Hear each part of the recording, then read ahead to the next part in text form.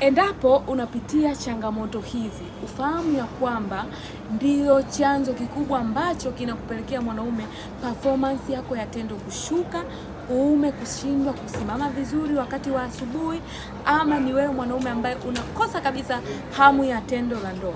Endapo utakuwa unapitia changamoto ya kisukari, kwa sababu huu ni mfumo wa damu, manake moja kwa moja inapelekea mishipa ya damu inashindwa kupitisha damu vizuri mpaka kwenye uume, na ndio maana unajikuta performance yako ya tendo iko chini, lakini pia hauwezi kusimamisha vile ulivyokuwa unasimamisha zamani, na ndio maana imekupelekea hiyo hali. Lakini pia changamoto ya tezi dume, wengi huwa wanapotezea. Changamoto hii inapoanza huwa inaanza taratibu, unajikuta unakojoa mara kwa mara, hasa nyakati za usiku, au ni wewe mwanaume ambaye unatumia nguvu nyingi sana kupushi mkojo.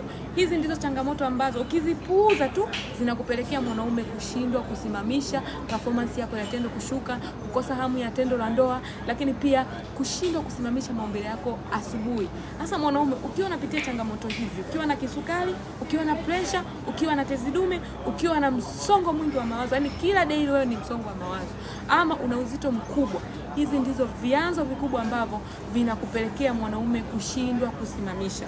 Hasa usisubiri hali hii iwe kubwa zaidi ndipo uweze kufanya maamuzi sahihi. Changamoto hii huwa inawatesa wanaume wengi sana, sio wewe peke yako, ni wengi sana.